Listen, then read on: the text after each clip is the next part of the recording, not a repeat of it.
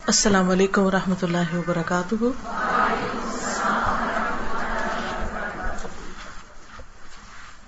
کیا حال ہے سب کا؟ الحمدللہ، نحمدہ ونصلی علی رسولہ الکریم، اما بعد فاعوذ باللہ من الشیطان الرجیم، بسم اللہ الرحمن الرحیم، رب اشرح لی صدری ویسر لی امری واحلل عقدۃ من لسانی یفقہوا قولی۔ الحمدللہ ذوالحج کا مہینہ شروع ہو چکا ہے اور ہم اس کے پہلے عشرے میں ہیں۔ ذوالحج کا یہ پہلا عشرہ سارے سال پہ بھاری، ان 10 دنوں میں انسان جو بھی نیک عمل کرتا ہے اس کا اجر و ثواب بہت زیادہ بڑھ جاتا ہے۔ رسول اللہ صلی اللہ علیہ وسلم نے فرمایا، کسی بھی دن کیا ہوا عمل اللہ تعالیٰ کو ان 10 دنوں میں کیے ہوئے عمل سے زیادہ محبوب نہیں۔ یعنی آپ جو بھی اچھے اچھے کام کرتے ہیں جو اللہ تعالیٰ کو پسند آتے ہیں آپ سے، ان سب کے مقابلے میں یعنی کام وہی ہوتا ہے جو بھی نیکی کا کام آپ کرتے ہیں، نماز پڑھتے ہیں، روزہ رکھتے ہیں، صدقہ خیرات کرتے ہیں، ذکر اذکار کرتے ہیں، وہ کام عام دنوں میں بھی آپ کرتے ہیں، سال کے باقی دنوں میں بھی کرتے ہیں، لیکن جو اجر و ثواب ان دنوں میں ملتا ہے اسی کام کے کرنے کا، وہ باقی میں نہیں۔ تو صحابہ نے پوچھا، اے اللہ کے رسول صلی اللہ علیہ وسلم، جہاد فی سبیل اللہ بھی نہیں؟ آپ نے فرمایا، جہاد فی سبیل اللہ بھی نہیں مگر وہ شخص جو اپنی جان و مال کے ساتھ نکلے اور کچھ واپس لے کر نہ آئے، یعنی اس کی جان بھی جائے، اس کی سواری بھی، یعنی ہر چیز ختم ہو جائے۔ جیسے کبھی کوئی کریش ہو جاتا ہے نا جہاز وغیرہ، تو اس میں جہاز بھی جاتا ہے اور جہاز چلانے والا بھی اور انسٹرکٹر بھی اور سیکھنے والا بھی، سارے ختم ہو جاتے ہیں۔ تو وہ بالکل انیوژل سا واقعہ ہوتا ہے۔ تو اس کا درجہ اور اس کا مقام بہرحال اپنی جگہ ہے اور اس کا اجر بھی نیت کے ساتھ ہے، لیکن اس کے علاوہ کوئی کام جو سال بھر انسان کرتا ہے اس کے مقابلے میں جو ان دنوں میں کرتا ہے اس کا اجر و ثواب کہیں زیادہ ہے۔ یہ اللہ کی خاص رحمت ہے کہ اس نے ہمیں موٹیویٹ کرنے کے، ہمیں نیکیوں پر جمانے کے مختلف طریقے اور مختلف حربے بتائے ہیں۔ مثلا ہماری عام طور پر مشکل کیا ہوتی ہے کہ ہم ایک کام شروع کرتے ہیں، کچھ عرصہ کرتے ہیں، اس میں روح بھی ہوتی ہے، خوشی سے بھی کرتے ہیں، دل لگا کے بھی کرتے ہیں، پھر ہم تھک جاتے ہیں، پھر وہ کام ہماری روٹین بن جاتا ہے، ایک مشینی عمل شروع ہو جاتا ہے، بس ہم ایک آٹومیٹک مشین کی طرح وہ کام کرنے لگتے ہیں اور اس میں کوئی روح باقی نہیں رہتی۔ پھر کیا ہوتا ہے؟ پھر رمضان آتا ہے، پھر دوبارہ سے ہر چیز تازہ ہو جاتی ہے، رمضان گزرتا ہے، پھر آہستہ آہستہ پھر ہم اس روٹین میں آنے لگتے ہیں۔ تو سال کے اختتام سے پہلے اللہ سبحانہ وتعالی ہمیں پھر ایک دفعہ اٹھا کھڑا کرتے ہیں کہ تم اور زیادہ شعور کے ساتھ اچھی طرح دل لگا کر اچھے کام کرو۔ اور جب ہمیں یہ پتہ چلتا ہے کہ ہمیں کسی بزنس میں 10% کی بجائے 1000% منافع ہونے لگا ہے تو پھر ہم اور زیادہ محنت کرتے ہیں۔ جیسے آپ نے دیکھا ہوگا کہ مختلف جو بزنسز ہیں ان کے کچھ مخصوص دن ہوتے ہیں جن میں سیل بہت ہوتی ہے۔ مثلا مٹھائی کی دکان، ان کی سیل کب ہوتی ہے زیادہ؟ عید کے دنوں میں، شادیوں پہ۔ جیولرز کی سیل شادیوں کے موسم میں۔ اسی طرح باقی بھی آپ نے دیکھا ہوگا کہ مختلف جو بزنسز ہیں ان کا ایک پیک ٹائم ہوتا ہے اور اس میں جو دکاندار ہوتا ہے وہ چھٹی نہیں کرتا، اس میں وہ لیٹ آورز تک کام کرتا ہے، بند نہیں کرتا، وہ ایکسٹرا لیبر رکھتا ہے۔ مثلا بچوں کے یونیفارم کا سیزن جو ہوتا ہے اسکول کھلنے کا، تو اس میں جن لوگوں کی دکانیں ہوتی ہیں یونیفارم کی، وہ ان دنوں میں جب زیادہ لے رہے ہوتے ہیں، یہ کتابوں کی دکانیں، تو ایکسٹرا کام کرواتے ہیں، اوروں کو بھی ساتھ شامل کر لیتے ہیں، کیونکہ انہیں پتا ہوتا ہے کہ سال بھر کی کمائی کے دن ہے، یہ سارے سال میں اتنا نہیں کما سکیں گے جتنا ہم ان دنوں میں کمائیں گے۔ اسی طرح ہمارے لیے بھی یہ دن، رمضان کے آخری عشرے کی راتیں اور ذوالحج کے یہ پہلے 10 دن اسی طرح کے دن ہیں کہ جن میں ہم غافل نہیں ہو سکتے، جن میں ہمیں اپنے نیک عمل کے اوپر خاص توجہ دینی ہے، اس کے لیے وقت نکالنا ہے، اس کے لیے تھکنا ہے، اس کے لیے ایکسٹرا ایفرٹ لگانی ہے، اور جو کام ہم نہیں کر پاتے عام دنوں میں وہ بھی کرنا ہے. شاید ان کی برکت سے اللہ تعالیٰ ہمیں باقی سال کے حصے میں بھی کرنے کی توفیق عطا فرمائے. ایک اور حدیث میں آتا ہے کوئی دن اللہ تعالیٰ کے ہاں ان 10 دنوں سے زیادہ عظمت والا نہیں، یعنی یہ عظیم دن ہے، اور نہ ہی کسی دن کا عمل اللہ تعالیٰ کو ان 10 دنوں کے عمل سے زیادہ محبوب ہے. پس تم ان 10 دنوں میں کثرت سے تحلیل، لا الہ الا اللہ، تکبیر، اللہ اکبر اور تحمید الحمدللہ کہو. یعنی ان 10 دنوں کا پسندیدہ ترین ذکر بھی بتا دیا.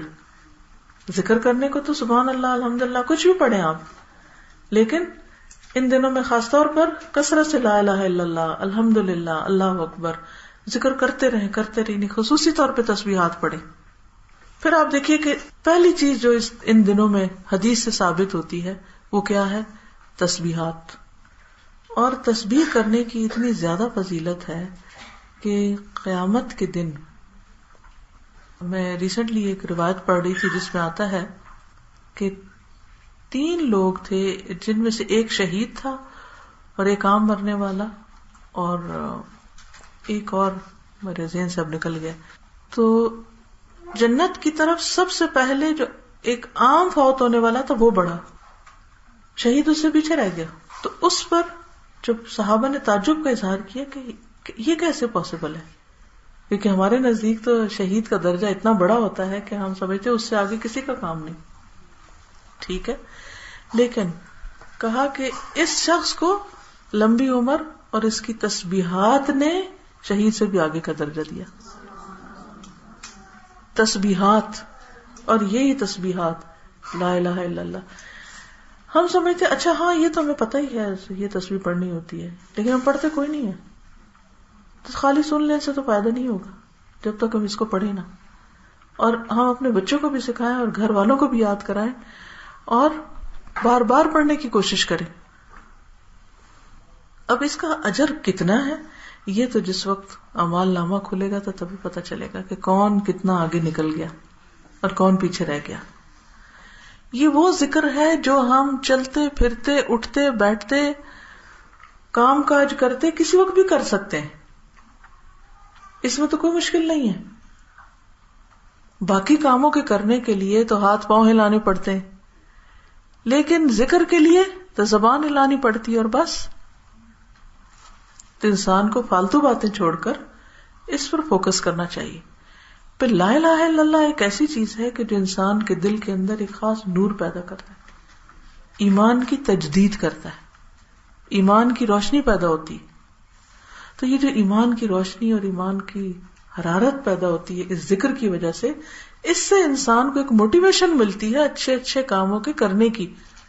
تو وہ ایک سائیکل بنتا ہے نا، ایک چیز دوسرے کو پش کری، دوسرے کو، دوسری تیسرے کو، تو پھر انسان اس کے ساتھ آگے بڑھتا رہتا ہے. ہم کام کیوں نہیں کر پاتے؟ سستی ہوتی ہے نا، لیزینس، یا دنیا کی اٹریکشن ہوتی ہے یا کوئی اور. تو ان چیزوں کو کس طرح اس کا مقابلہ کیسے کریں، اپنے آپ کو کس طرح پھر تیار کریں؟ یہ فیول کہاں سے ہمیں ملے گا؟ یہ انرجی کہاں سے آئے گی؟ آپ دیکھیں گاڑی کو چلانے کے لیے انرجی چاہیے نا، پیٹرول چاہیے. بجلی چلانے کے جو بلب آپ نے جلائے ہوئے ہیں اس کے پیچھے الیکٹریسٹی ہے نا، تبھی روشنی ہے نا. کوئی بھی انجن چلانے کے لیے پاور چاہیے. اسی طرح ہمارا انجن وہ بھی کسی پاور سے چلتا ہے. اس کی پاور کیا ہے؟ اس کی پاور اللہ کا ذکر ہے، اللہ کے ساتھ ایک کنیکشن ہے، اللہ کے ساتھ ایک تعلق ہے. ہم دنیا کے کاموں میں اتنے مصروف ہو جاتے ہیں کہ ہمارا کنیکشن ویک ہو جاتا ہے. انٹرنیٹ کا کنیکشن جب ویک ہوتا ہے تو کیا ہوتا ہے؟ پریزنٹیشنز کھلنے میں، اٹیچمنٹس کھلنے میں کتنی دیر لگتی ہے؟ چھوٹی سی فائل بھی کھولنی ہو تو مصیبت پڑ جاتی. ہوتا ہے کہ نہیں؟ تو پھر آپ کہتے ہیں اچھا کیا ہے، اس کو کیا، اس کو کیا، دیکھتے ہیں تو پتہ چلتا ہے کہ وہ انٹرنیٹ کی سپیڈ ہی کم ہے. بالکل اسی طرح جب ہماری اسپرٹ سلو ہوتی ہیں یا ہمارا کنیکشن اللہ سے سلو ہوتا ہے یا کم ہوتا ہے یا اس میں جان کم ہوتی ہے تو ہماری نماز وہ بھی لاغر، ہمارا کوئی بھی کام اپ ٹو دا مارک نہیں ہوتا، اور اس کی بنیادی وجہ ایمان کی طاقت کا کمزور ہونا ہے. اور ایمان کی طاقت اللہ کے ذکر اور اللہ کے شکر اور اللہ کے ساتھ کنیکشن کے ساتھ بڑھتی. اس کے لیے نبی صلی اللہ علیہ وسلم نے خود طریقہ بتا دیا کہ یہ تکبیریں پڑھو، تسبیح پڑھو، فرق پڑے گا. پھر آپ دیکھیے کہ اس عشرے کے اندر عرفہ کا دن ہے.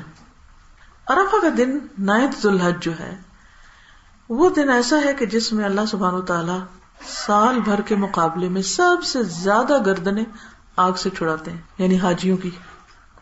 شیطان اپنا سر پیٹتا ہے، اپنے سر پہ مٹی پھینکتا ہے اور روتا ہوا چیختا ہوا نکل جاتا ہے جب وہ یہ دیکھتا ہے کہ اتنے سارے لوگ ان کو معافی مل گئی، معافی کا پروانہ مل گیا، ان کی ساری زندگی کے گناہ معاف ہو گئے. وہ کہتا ہے کہ میں نے اس شخص کو ساری زندگی بہکایا، 50 سال 60 سال میں اس کے پیچھے لگا رہا اور یہ میرا بندہ بن کے رہا، اور اب یہاں آ کر اس نے سچے دل سے توبہ کی اور اس کو معاف کر دیا گیا. انسانوں کی اس کثرت سے ملنے والی اس معافی کی وجہ سے شیطان پریشان ہوتا ہے. دیکھیے کہ لیلۃ القدر کی بھی بڑی فضیلت ہے، لیکن ہمیں پتہ نہیں ہوتا کہ لیلۃ القدر ہے کس دن، مگر 9 ذی الحج تو ہمیں پتہ ہوتا ہے کس دن ہے. تو اس دن ہمیں بھی عرفات والوں کے ساتھ دعاؤں میں شریک ہو جانا چاہیے. ٹھیک ہے ہم وہاں اس خاص میدان میں نہیں پہنچ سکے، اس خاص مقام پہ نہیں پہنچ سکے، لیکن اللہ تو ہر جگہ ہی ہے نا، وہ ہر ایک کی سنتا ہے. اگر اس دن ان سب بندوں کو دیکھ کر اللہ کی رحمت جوش میں آتی ہے تو ہم بھی اس کے بندے ہیں، ہم بھی اللہ کی رحمت کو پکارے کہ اللہ تعالیٰ تو ہمیں بھی معاف کر دے. اگر ان کا نام تو انہیں بخشش کرنے والوں میں لکھا ہے اور ہماری حیثیت توفیق نہیں ہے وہاں پہنچنے کی، تو ہمیں یہاں معاف کر. اس لیے عرفہ کے دن میں خاص طور پر دعائیں استغفار کی، اور وہ زوال زور کے بعد. اور عرفہ کے دن کا روزہ 2 سال کے گناہوں کی معافی کا ذریعہ ہے. تو ذکر کے بعد خاص طور پر روزے کا اہتمام کریں. ویسے تو سارے ذی الحج کے پہلے 9 دنوں میں، کیونکہ 10ویں تو عید ہوتی ہے، عید والے دن تو نہیں کرتے، تو اور 10ویں تاریخ جو یوم النحر، اس کو یوم الحج الاکبر بھی کہا گیا، جس دن قربانیاں ہوتی ہیں. تو قربانی صدقے کی بہترین قسم ہے. یہاں پر ہم 9 تاریخ کو روزہ رکھیں، 10 تاریخ کو قربانی کریں، اور اس میں جان کا صدقہ جو ہے وہ انسان کے لیے کئی بلاؤں کو ٹالتا ہے، کئی مشکلات کے لیے آسانی کا سبب ہوتا ہے. اس کی کیا وجہ ہے؟ اس میں صرف پیسے نہیں لگ رہے ہوتے، بلکہ اس میں بھوکوں کے لیے کھانے کا انتظام بھی ہوتا ہے. اس کے کئی ایک فائدے ہیں قربانی کرنے کے، اس لیے اس کا اہتمام بہت ضروری ہے. اب کئی لوگ پوچھتے ہیں کہ ہم پہ لازم ہے یا نہیں، ہمارے پاس اتنا سونا کوئی نہیں، ہمارے پاس اتنا پیسہ کوئی نہیں، کئی ایک باتیں کرتے ہیں اور اسی کشمکش میں الجھے رہتے ہیں، پتہ نہیں مجھے میرے اوپر ہے یا نہیں. یہ بات نہیں ہے. بات یہ ہے کہ مجھے شوق ہے کہ نہیں کچھ کرنے کا. اگر آپ کو ایک انگوٹھی خریدنے کا شوق ہو تو آپ کو بیٹیاں ڈال کے انگوٹھی خریدیں گے. کوئی ڈیزائن پسند تو آ جائے، پھر آپ دیکھیں کیسے حاصل کرتے ہیں آپ اس کو. کچھ بھی پاپڑ بیل کے آپ اس کو حاصل کریں گے. مجھے یاد ہے اپنی ایک اسٹوڈنٹ کے بارے میں کہ اس کو ہیرے کی انگوٹھی کا بہت شوق تھا، اور وہ کہتی تھی اللہ نے میری زندگی میں ساری خواہشیں پوری کیا، میری یہ آخری خواہش ہے، اس کے لیے میں نے اب کام کرنا ہے. اور وہ کام کرتی تھی اور پیسے جمع کرتی تھی، اور پھر اس کے بعد انہوں نے خریدی. اور جس دن خریدی اس دن مٹھائی لے کر آئیں کہ دیکھو میں نے ہیرے کی انگوٹھی خرید لی. تو میں نے کہا کہ شوق کی بات ہے نا، کہ انہوں نے اپنے ساتھ ایک عہد کر لیا کہ یہ میں نے پہن کے چھوڑنی ہے. شوہر بعض اوقات نہیں لے کے دیتے، لیکن عورتوں کو عمومی طور پر زیورات کا شوق ہوتا ہے تو اپنے لیے بنا لیتی ہیں، کچھ نہ کچھ خریدتی رہتی ہیں، اور کچھ نہیں، جس کو جس چیز کا شوق ہے وہ کر لے گا. تو اگر ہیرے جواہرات سے ہماری محبت ہے تو اتنی محبت اگر اللہ تعالیٰ سے ہو جائے یا اس سے بڑھ کے ہو جائے تو یہ ہو نہیں سکتا کہ ہم قربانی نہ کریں، کسی طرح بھی کریں گے. نبی صلی اللہ علیہ وسلم بہت امیر تھے، بہت کچھ تھا آپ کے پاس، ہیرے جواہرات کے ڈھیر تھے، کہ اس کے بعد وہ کہتے ہیں ہاں اب میں ایک حصہ گائے میں ڈال دیتا ہوں، بڑا احسان ہے.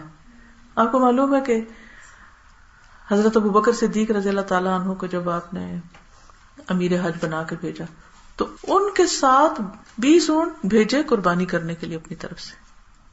اور جس سال آپ خود حج پہ گئے 100 اونٹ قربان کیے. 100 اونٹ. سوچے ذرا, یعنی 100 اونٹ کی لائن بھی آپ سوچے نا, اور گننا ہی صرف شروع کر دیں تو بھی آپ دیکھیں کہ کتنا مشکل ہو جائے. ہمارے یہاں تو پورے خاندان میں 1 اونٹ نہ ہو, کیونکہ ہم نے تو وہ پیسے کہیں اور لگائے ہوئے. اب آپ دیکھیے کہ ہر شخص کی اپنی کچھ پرائرٹیز ہوتی ہیں. کسی کو دنیا کمانی, کسی کو آخرت کمانی. کچھ دنیا کے لیے کام کرنے والے تو کچھ آخرت کے لیے کرنے والے ہوتے. ہمیشہ ہمیں ایک بات یاد رکھنی چاہیے کہ دنیا کے لیے کام تو کرنا ہے, مگر آخرت والآخرت خیر و ابقا, وہ بہتر بھی ہے اور باقی رہنے والی بھی ہے. دنیا کی جتنی بھی چیزیں ختم ہو جائیں گی, بلکہ دنیا کے ایسے شوق پیدا کریں جو آپ کی آخرت کے لیے مددگار ہوں. جیسے سلیمان علیہ السلام نے کہا تھا, انی احببت حب الخیر عن ذکر ربی, میں نے مال کی محبت اپنے رب کی یاد کی وجہ سے اختیار کی. یہ گھوڑے جو ہیں یہ مجھے رب کی یاد دلاتے ہیں. تو ہر شخص جانتا ہے کہ کس طریقے سے وہ اصل مقصد کو پورا کرے. تو بہرحال اس عشرے کی فضیلت اس وجہ سے بھی زیادہ ہے کہ اس میں ساری عبادتیں اکٹھی ہو جاتی ہیں. نماز, روزہ, حج, زکوٰۃ یا صدقہ,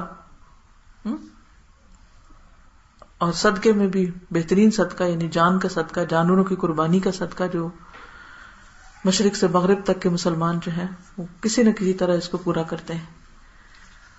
اور پھر خاص طور پر ذکر الہی, کثرت کے ساتھ اللہ کا ذکر اور تکبیرات. صحابہ کرام جو تھے وہ بازار میں نکل جاتے تھے صرف اونچی بلند آواز سے تکبیریں پڑھنے کے لیے, تاکہ ان کو دیکھ کے باقی لوگ بھی.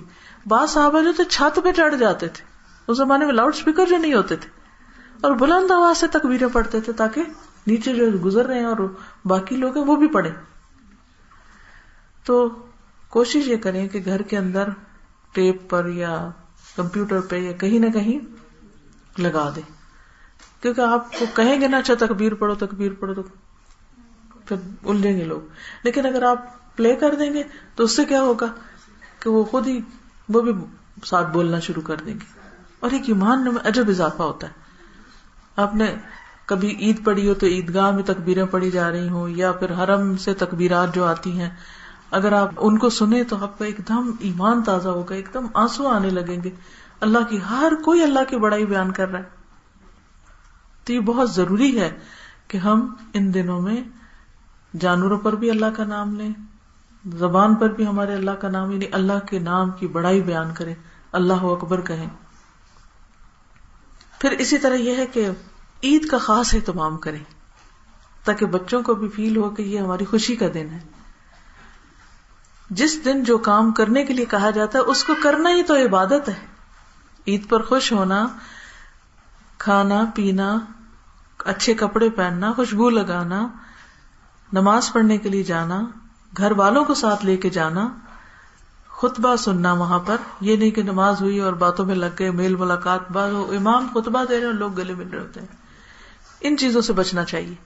اس وقت جب خطبہ سننا تو خطبے پر ہی توجہ ہو, اور جب ملاقات کرنی ہے تو ڈھونڈ ڈھونڈ کے سب کو ملے اور ایک ایک سے ملاقات کریں, خود آگے بڑھ کر ملاقات کریں. یہ نہ کہ آپ انتظار کریں کہ اچھا کوئی آئے تو پھر اسی طرح گوشت کی تقسیم غریبوں کو بھی دیں, اپنے لیے بھی رکھیں, پکائیں, کھائیں, دیں, دلائیں, جو بھی ہو. تو یہ ساری چیزیں اجر اور ثواب کے کام ہیں. اور پھر یہ جب 10 دن پورے ہو جاتے ہیں تو پھر بھی ایک دم سب کچھ نہیں ختم کر دیں. پھر اگلے 3 دن جو ہے ایام تشریق کہلاتے ہیں. ایام تشریق 11, 12 اور 13, جن دنوں میں حاجی حضرات منا میں تشریف فرما ہوتے ہیں. اس کے بارے میں آتا ہے کہ نبی صلی اللہ علیہ وسلم نے فرمایا کہ ایام تشریق کھانے پینے اور اللہ کا ذکر کرنے کے دن ہیں. ان دنوں کے 2 کام ہیں, کھائیں پیئیں, عید منائیں, پارٹیز کریں, گوشت پکائیں, طرح طرح کی ڈشز بنائیں, کھائیں کھلائیں, اور ساتھ اللہ کا ذکر نہ بھولیں. تکبیرات بھی ساتھ ساتھ پڑھیں اور آنے والوں کو بھی پڑھائیں, تب مل کے بھی پڑھیں, اکیلے اکیلے بھی پڑھیں, اللہ کا ذکر کریں. کیونکہ ہم بیلنس نہیں قائم رکھ پاتے. تکبیروں کو لگتے ہیں تو کھانا پینا بھول جاتے, کھانے پینے کو لگتے ہیں تو تکبیرات بھول جاتے ہیں. تو ان دونوں چیزوں کو ساتھ لے کے چلنے کی ضرورت ہے. ٹھیک ہے. پھر یہ ہے کہ عید کے لیے اگر ایک گھر میں ایک سے زائد قربانیاں ہو رہی ہیں تو کچھ خود اپنے لیے رکھ لیں اور کچھ آپ غریب علاقوں میں بھیجیں. اب مثلاً آپ دیکھیے کہ مجھے نہیں پتا پنڈی میں کون سا علاقہ امیر ہے کون سا غریب, لیکن مثلاً لاہور میں ڈیفینس ہے یا کراچی میں ڈیفینس ہے, تو اب ڈیفینس میں جو لوگ رہتے ہیں وہ تو ہر گھر قربانی کر رہے ہوگے, لیکن اس کے مقابلے میں کوئی جو غریب کچی بستی ہے وہاں کتنے لوگ قربانی کر سکیں گے؟ یا کوئی گاؤں ہے تو وہاں تو نہیں قربانی. اچھا ہم کیا کرتے ہیں, ہم 2-3 دن بکرے کر رہے ہیں, اس گھر میں بھی اس میں بھی, وہ اس کو بھیج رہا ہے وہ اس کو بھیج رہا ہے, برابر کر لیا. غریب بیٹھے بےچارے انتظار کرتے رہے, ان کا کون خیال کرے گا؟ ہم نہیں سوچنا نا ان کے بارے میں بھی.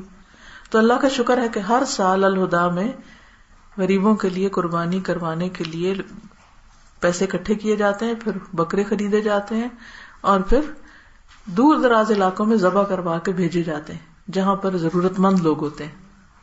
مثلا سندھ کا ایک علاقہ ہے, وہاں پر ہماری اپنی ایک سٹاف ممبر ان کے والد جاتے ہیں اور باقاعدہ اہتمام سے ہر سال ماشاءاللہ وہاں اضافہ ہوتا جاتا ہے, لیکن پھر ہر سال لینے والوں کا بھی اضافہ ہو رہا ہے. لوگ دوسرے گاؤں سے ٹرالیوں پہ بیٹھ کے آتے ہیں اور انتظار کرتے ہیں, اور پھر وہ سارا گوشت کٹتا ہے. پھر سال میں وہ کہتے ہیں بس یہی ایک دفعہ ہم گوشت کھاتے ہیں جو یہاں سے لے کے جاتے ہیں.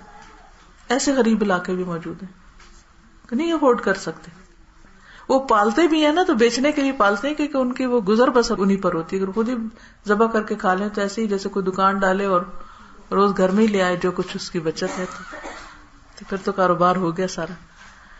تو بہرحال ان جگہوں تک قربانیاں پہنچانا آسان کام نہیں ہے. الحمدللہ اس سال ہر جگہ سے مرد حضرات کو بلایا گیا مختلف شہروں سے, اور ان کے ساتھ بیٹھ کے الہدا میں سے جن کی ذمہ داری تھی انہوں نے میٹنگز کی, ان کو سارے طریقہ کار سمجھایا, پھر کس طرح ذبح کرنا ہے, کس طرح لانا ہے. تو اس لیے اگر آپ میں سے کوئی بھی اس میں بھی شریک ہونا چاہے تو ہر کوئی اگر خود اپنی گاڑی لے کے کسی گاؤں میں جائے تو کتنی گاڑیاں جائیں گی, لیکن اگر ہم ڈیلیگیٹ کر دیتے تو ایک بندہ 10-20 جو بھی قربانیاں ہیں وہ لے کے ایک خاص علاقے میں وہاں پہنچ جائے اور وہاں ذبح کروا کے اور سب کو تقسیم کر دے.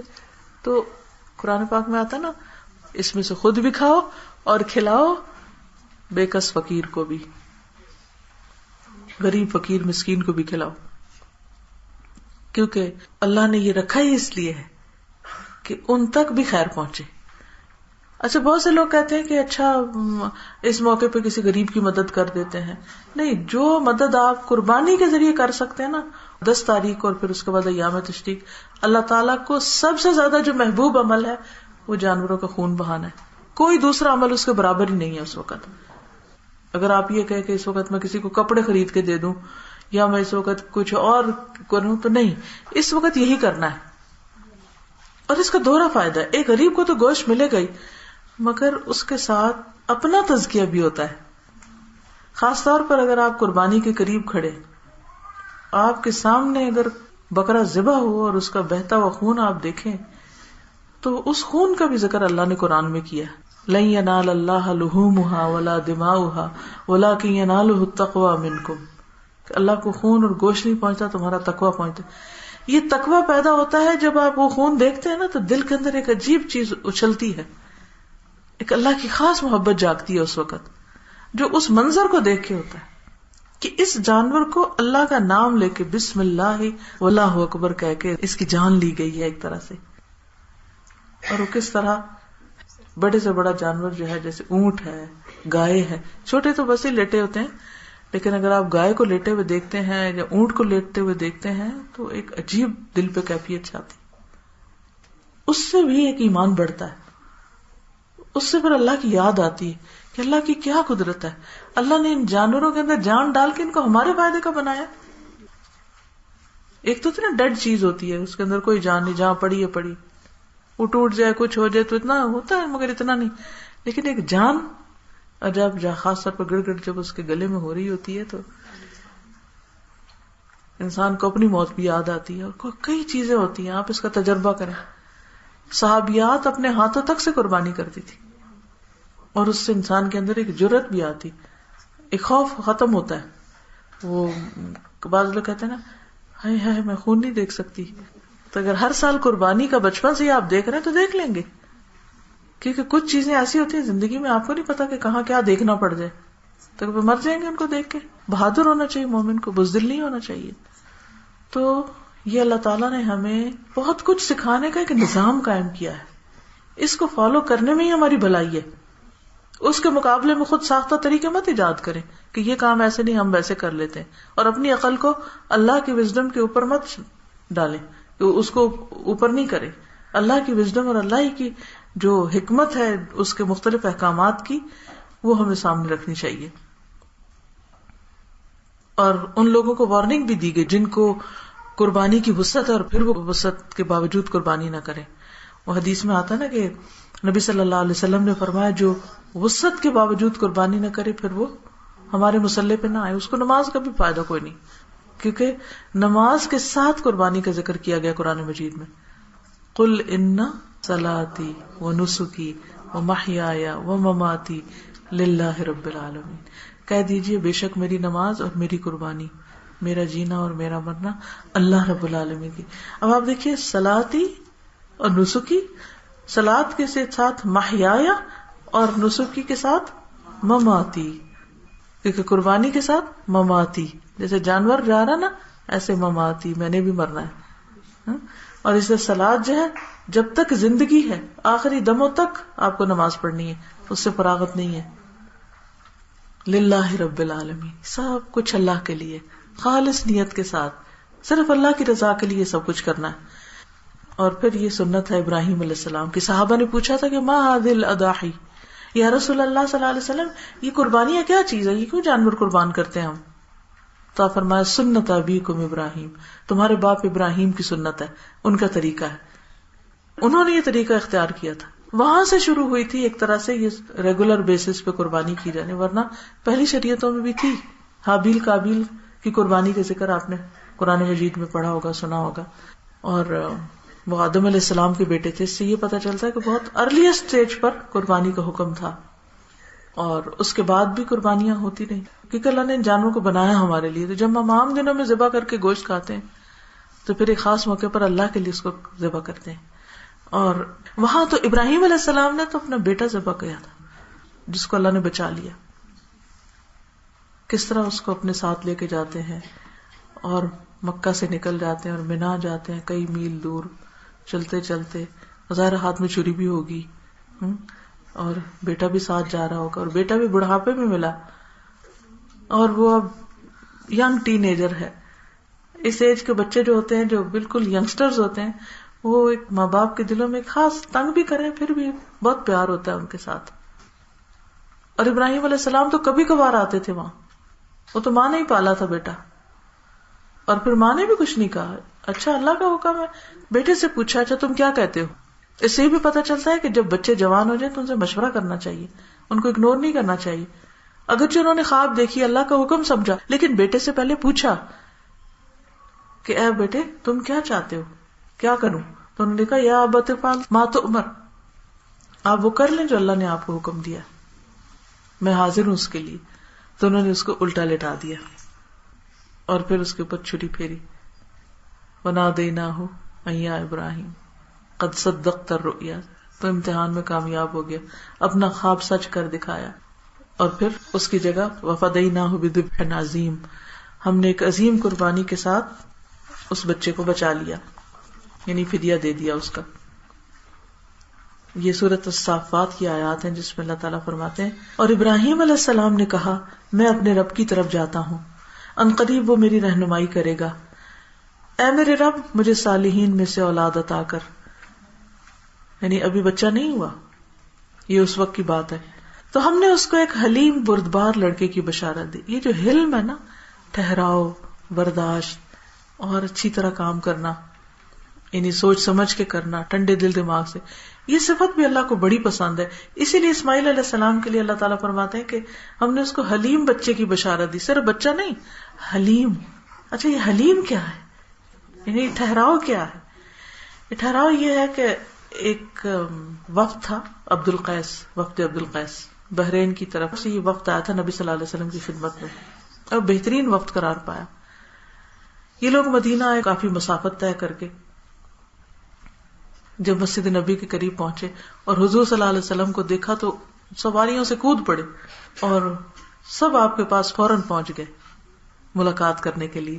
لیکن جو ان میں سب سے کم عمر تھے، ان کا نام الاشج تھا، وہ پیچھے رہے.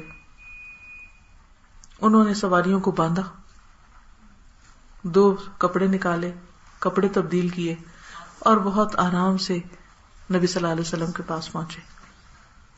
تو آپ نے فرمایا کہ تم میں 2 خوبیاں ایسی ہیں جو اللہ تعالیٰ کو بہت محبوب ہیں، الحلم والانات.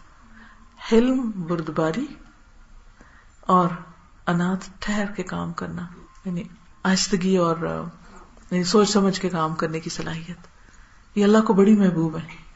حالانکہ وہ سب سے کم عمر تھے وقت میں. اور یہاں بھی بچہ جو ہوگا وہ حلیم ہوگا. آپ نے دیکھو کہ کچھ بچے بڑے ہی ہائپر ہوتے ہیں اور کچھ بچے بڑے سمجھدار ہوتے ہیں. بچپن سے ہی پتہ چلتا ہے کہ ان کے اندر ایک خاص سمجھداری ہے. ٹھیک ہے، بچہ ہونے کے ناطے شرارتیں کرتے ہیں وہ بھی، لیکن بڑا فرق ہوتا ہے. تو ہم نے اس کو حلیم لڑکے کی بشارت دی. یہ حلم کیا ہوتا ہے؟ حلم ہوتا ہے کہ جب آپ کے ساتھ کوئی جہالت برتے، جب آپ کے ساتھ کوئی زیادتی کرے تو اس وقت آپ جذباتی نہ ہو بلکہ صبر کے ساتھ اس کی بات سن لیں اور ٹھنڈے دل سے سارے پہلوؤں پہ غور کر کے پھر آپ اس کے بعد جواب دیں. کبھی ایسا ہوا کہ آپ کے کسی بچے نے کہا کہ ماما ریلیکس؟ اس کو کہتے ہیں حلم والا ہونا. ٹھیک ہے، تو اللہ تعالیٰ نے ان کو اتنا پیارا بچہ دیا. وہ لڑکا جب اس کے ساتھ دوڑ دھوپ کرنے کی عمر کو پہنچ گیا، یعنی بڑے ہو گئے بچہ، تو ابراہیم نے کہا بیٹا میں نے خواب میں دیکھا کہ میں تجھے ذبح کر رہا ہوں، تیرا کیا خیال ہے؟ اس نے کہا اے میرے ابا جان، جو آپ کو حکم دیا گیا کر ڈالیے، آپ انشاءاللہ مجھے صابروں میں سے پائیں گے. تو جب ان دونوں نے اطاعت کی اور اسماعیل کو ماتھے کے بل گرا دیا اور ہم نے ندا دی کہ اے ابراہیم تو نے خواب سچ کر دکھایا، بے شک ہم نیکی کرنے والوں کو ایسی ہی جزا دیتے ہیں. بے شک البتہ یہ ایک بہت واضح امتحان تھا، بلاؤں مبین، کھلی کھلی آزمائش، اور ہم نے ایک بڑی قربانی کے ذریعے اس کا فدیہ دیا. یعنی جبرائیل علیہ السلام ایک اور مینڈا لے کر آگے، اور جب ابراہیم علیہ السلام نے آنکھوں سے پٹی اتاری تو بیٹے کی جگہ مینڈا ذبح ہو چکا تھا، اور ہم نے بعد والوں میں اس کا ذکر خیر قائم کر دیا.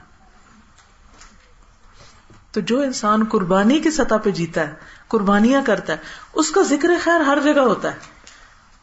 مثلا خاندان میں آپ نے دیکھا ہوگا کہ جو بہو اپنی ساس کی خدمت کرتی ہے، اپنی جوانی اس میں قربان کرتی ہے، یا جو ماں بیوہ ہو کر بچوں کے لیے قربانیاں کرتی ہے، تو سارے لوگ اس کا ذکر خیر کرتے ہیں کہ یہ بہت بھلی مانس عورت ہے، اس نے بڑی قربانیاں کی ہیں. یا کوئی بچے یتیم ہو کے کسی کے گھر میں آ جاتے ہیں اور ان کے لیے لوگ اپنے بچوں کا پیٹ کاٹ کے ان کو دیتے ہیں، تو یہ بڑی قربانی کی بات ہوتی ہے. تو قربانی ایک ایسی چیز ہے، کسی بھی انسان کے لیے آپ کریں تو وہ آپ کا احسان مانے گا. اور قربانی کیا ہوتی ہے کہ اپنی خواہش اور اپنی خوشی اور اپنی مرضی چھوڑ کے کسی اور کی خوشی کے لیے، کسی اور کے سکھ کے لیے کام کرنا. دیکھیں ماں نیند قربان کرتی ہے تو بچے کو سنبھالتی ہے، دودھ پلاتی ہے، اس کا گیلا جسم صاف کرتی ہے، تکلیف اٹھاتی ہے تو بچہ پیدا کرتی ہے. قربانی ہے یہ ساری. تو جو اللہ کے لیے قربانی کریں، فَصَلِّ لِرَبِّكَ وَانْحَرْ، اپنے رب کے لیے نماز پڑھو اور اپنے رب کے لیے قربانی. یہاں بھی آپ دیکھ رہے ہیں نماز کے ساتھ قربانی کا ذکر ہے. تو قربانی اتنی اہم عبادت ہے کہ انسان کے اندر واقعی خوبصورت جذبات پیدا کر دیتی ہے. تو اس لیے شوق سے قربانی کرنی چاہیے، بوجھ سمجھ کے نہیں، اور بہت زیادہ بال کی کھال اتار کے اس سے بچنے کی کوشش نہیں کرنی چاہیے. کیونکہ یہ تو محبت کا، تو آپ کو کسی کو تحفہ دینا ہو تو آپ کیا کرتے ہیں؟ آپ پوچھتے ہیں کہ میں صاحب نصاب ہوں تو پھر تحفہ دوں. اس کو تو ہم نہیں کہتے کہ، اس کو تو ہم کہتے ہیں کہ نہیں بھائی جس کو جو دینا ہے دینا ہے، یہ تو دینا ہے، اب عزت کا سوال ہے. تو بہرحال خلاصہ کلام یہ ہے کہ یہ دن بڑی کمائی کے دن ہے، ان میں غفلت نہیں برتنی، ان میں عام دنوں کی نسبت زیادہ عبادت کی کوشش کریں. چاہے سارے دن روزہ رکھیں، یعنی جتنے بھی دن ہیں، صدقہ خیرات زیادہ کریں یا ذکر زیادہ کریں، یعنی کچھ نہ کچھ کریں صحیح. سارے دنوں پہ بھاری ہیں، پورے سال کی کمائی کے دن ہے ایک طرح سے. جیسے رمضان کی راتیں جاگ جاگ کے آخری عشرے کی آپ نے کمائی کی اعتکاف کر کے، اسی طرح یہ دن ڈے ٹائم جو ہے ان کا یہ افضل ترین ٹائم ہے. اس سے فائدہ اٹھائیں. اللہ تعالی ہم سب کو نیک ہدایت دے اور ہم کو عمل کی توفیق دے. وآخر دعوانا الحمد للہ رب العالمین. کیا جو لوگ مر جاتے ہیں ان کی قربانی دی جا سکتی ہے؟ بالکل دی جا سکتی ہے. ایک روایت میں آتا ہے کہ نبی صلی اللہ علیہ وسلم نے حضرت علی سے کہا تھا کہ میرے بعد تم میرے حصے کی قربانی کرنا، اور وہ جب تک زندہ رہے حضرت صلی اللہ علیہ وسلم کے لیے قربانی کرتے رہے. اس عشرے میں بالوں اور ناخنوں کا کاٹنا منع ہے، جبکہ چہرے کے غیر ضروری بال جو بہت ہی شرمندگی کا باعث ہیں ان کا کیا کیا جائے؟ یہ اکثریت کی پریشانی. کچھ نہیں ہوتا 10 دن، کیا شرمندگی؟ جو ہماری حقیقت ہے وہ ہے. اور آپ دیکھیے کہ اب تو گزر گیا، ورنہ آخری دن میں اگر آپ کر لیں تو 8 دن گزر ہی جاتے ہیں، نکل ہی جاتے ہیں. میں کوئی سوچتی ہوں کہ کبھی اتنے کانشیس ہم اپنے گناہوں کے بارے میں ہو جائیں نا کہ گناہ ہمارے شرمندگی کا باعث ہے اللہ کے سامنے، اور قیامت کے دن رسوائی کا باعث ہے. تو ہم کتنی الرٹ زندگی گزاریں. یہ ان بالوں سے زیادہ بڑا مسئلہ ہے. تو ہمیں کیا کرنا ہے؟ بس کوئی بات نہیں، 8-10 دن اعتکاف کر لیں، نہ جائیں لوگوں کے پاس جو آپ کو شرمندہ کریں. یہ کچھ کارڈز ہیں جیسے تکبیرات کے، یہ بھی گھر میں یاد دہانی کے لیے آپ لگا سکتے ہیں. سب کو تحفہ دیں، آپ آگے صدقہ کریں تاکہ لوگوں کو فائدہ پہنچے. یہ حضرت اسماعیل کی قربانی کی نظم ہے، یہ بھی بڑی خوبصورت ہے، پڑھ کے سنائیں بچوں کو. اور کیونکہ قربانی کا بھی اصل مقصد تقویٰ کا حصول ہے، تو تقویٰ کی دعائیں ہیں، یہ بھی آپ قربانی کے گوشت کے ساتھ آپ دوسروں کو تحفہ دے سکتے ہیں. ذوالحجہ اور قربانی جو لیکچر میں نے آج دیا ہے، یہ کچھ سال پہلے دیا تھا، تو اس کی کیسٹ اگر اوروں کو سنوانا چاہیں تو یہ بھی موجود ہے. جو قربانی کرتا ہے تو افضل تو یہی ہے کہ اسی گوشت سے کھولا جائے، چاہے کلیجی، چاہے کوئی کلیجی جلدی پک جاتی ہے، اس لیے ہمارا یہ ٹرینڈ ہے کہ پہلے کلیجی پکا لیتے ہیں تاکہ جلدی سے کھائیں، بھوک لگی ہوتی ہے. صحابیات اپنے چھوٹے دودھ پیتے بچوں کو بھی کچھ نہیں کھانے کو دیتی، تو ان کو کھلونوں سے بہلاتی تھی. لیکن اگر کسائی شام تک نہ آئے تو پھر اتنا لمبا روزہ نہیں رکھ سکتے، پھر کسی بھی چیز سے کھول لے، گول گپے سے یا کوئی دہی بلے سے. کیا قربانی کرنے کے لیے شوہر کی اجازت ضروری ہے؟ شوہر کو ہر چیز میں اعتماد میں لیا کریں، چوری چوری کام نہ کیا کریں، پھر گھر میں لڑائیاں پڑتی ہیں. ٹھیک ہے، اوکے. سبحان اللہ والحمد للہ ولا الہ الا اللہ واللہ اکبر ولا حول ولا قوة الا باللہ العلی العظیم. اللہم صل علی محمد وعلی آل محمد کما صلیت علی ابراہیم وعلی آل ابراہیم انک حمید مجید. اللہم بارک علی محمد وعلی آل محمد کما بارکت علی ابراہیم وعلی آل ابراہیم انک حمید مجید. ربنا آتنا فی الدنیا حسنۃ وفی الآخرۃ حسنۃ وقنا عذاب النار. ربنا لا تزغ قلوبنا بعد إذ هديتنا وهب لنا من لدنك رحمة إنك أنت الوهاب. ربنا هب لنا من أزواجنا وذرياتنا قرة أعين وجعلنا للمتقین اماما. یا رب العالمین، جو کچھ ہم نے پڑھا ہے، سنا ہے، اس پر عمل کی توفیق عطا فرما. اللہ ہمیں زیادہ سے زیادہ نیکیاں کرنے کی توفیق عطا فرما. یا اللہ اپنے پسندیدہ کاموں کے لیے ہمارا سینہ کھول دے اور ہمارے راستے آسان کر دے. یا حی یا قیوم برحمتک نستغیث. اللہ ہم سب پر اپنی رحمت نچھاور فرما، ہماری اولادوں کو ہدایت عطا فرما، نیکی کے راستے ہمارے لیے آسان کر دے. لا الہ الا اللہ وحدہ لا شریک لہ، لہ الملک ولہ الحمد وہو علی کل شیء قدیر. لا حول ولا قوة الا باللہ. لا الہ الا اللہ، لا نعبد الا ایاہ، لہ النعمۃ ولہ الفضل ولہ الثناء الحسن. لا الہ الا اللہ مخلصین لہ الدین ولو کرہ الکافرون. یا اللہ پاک تمام بیماروں کو صحت کاملہ عطا فرما. اللہ جتنی بہنیں آئی ہیں ان کا آنا قبول فرما، جو بیمار ہیں ہمیں صحت عطا فرما. یا اللہ جنہوں نے ہمیں یہ جگہ دی ہوئی ہے ان کو بہترین جزا عطا فرما اور ان کی دنیا اور آخرت کی مشکلات آسان فرما. یا اللہ ہمارے والدین پر اپنی رحمت فرما، رب ارحمہما کما ربیانی صغیرا ربنا تقبل منا انک انت السمیع العلیم وتب علینا انک انت التواب الرحیم وصلی اللہ تعالی علی خیر خلقہ محمد وعلی آلہ واصحابہ واہل بیتہ اجمعین برحمتک یا ارحم الراحمین الہی آمین. سبحانک اللہم وبحمدک نشہد ان لا الہ الا انت نستغفرک ونتوب الیک. السلام علیکم ورحمۃ اللہ وبرکاتہ.